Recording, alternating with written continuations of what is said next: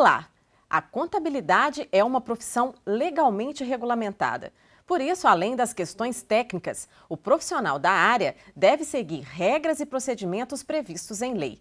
Se houver prática de atos contrários a essas normas, o profissional estará sujeito à fiscalização e passível de punições de acordo com a legislação específica. A apuração das eventuais improbidades praticadas pelos profissionais da contabilidade tem um andamento processual próprio. Esse é o tema deste CRCMG Entrevista, que recebe Mário Lúcio Gonçalves de Moura, vice-presidente de Ética e Disciplina do CRCMG. Ele vai falar sobre os procedimentos para apresentação de defesa administrativa à fiscalização do CRCMG. Mário, muito obrigada pela disponibilidade em participar mais uma vez com a gente aqui do programa. Mário, ao ser autuado, como deve proceder o profissional para interpor, para dar entrada à sua defesa junto ao CRCMG? É muito simples.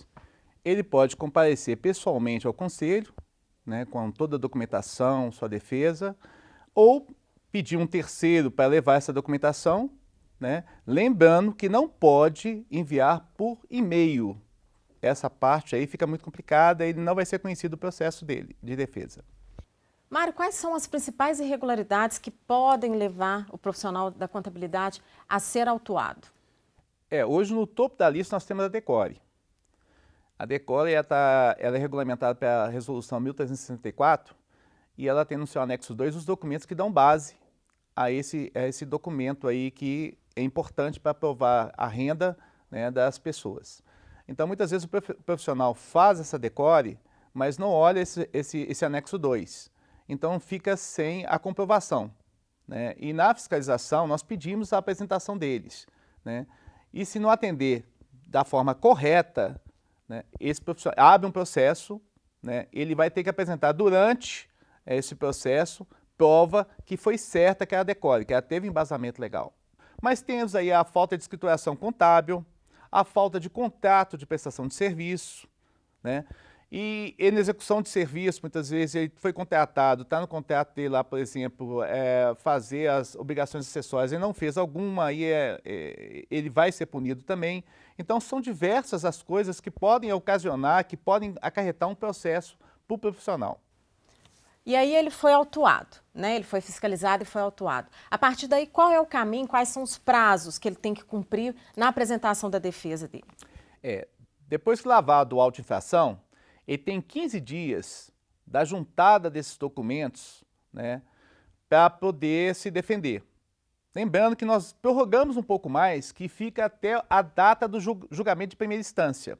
Se ele apresentou em primeira instância ainda, resolvido. Se não, pode entrar com recurso e ele vai ter mais 15 dias para apresentar. Mas esse prazo de 15 dias, no caso do recurso, é irretratável e não tem mais como ver. Não prorroga. E ele aí, no caso, se não apresentou, o recurso deve ser intempestivo, e aí não vai ser conhecido pela Câmara de Ética e Disciplina. Mas há alguns casos em que esse prazo ele possa ser suspenso? Sim, força maior. A gente é um pouco subjetivo, mas nós podemos elencar. Por exemplo, doença, é um caso de força maior. Uma viagem inadiável, ou já estava agendada, também é um caso de força maior.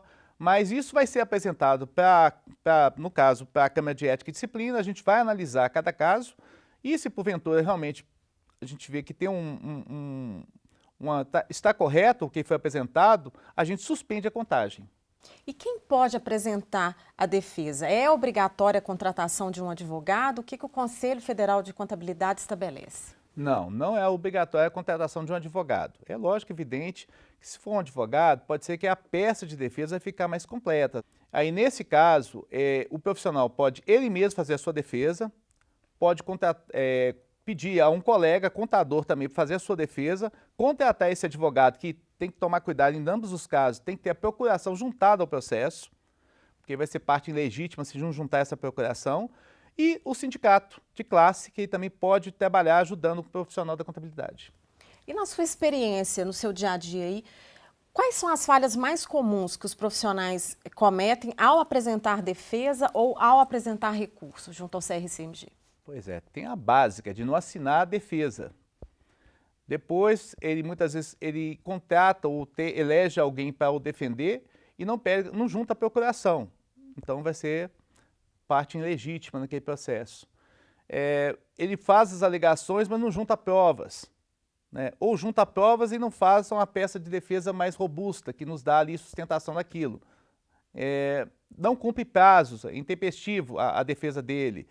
Então ele tem que observar isso tudo, ele tem que olhar como é que é o processo na resolução 1309 para ele não perder esses prazos aí e infelizmente ser condenado no final.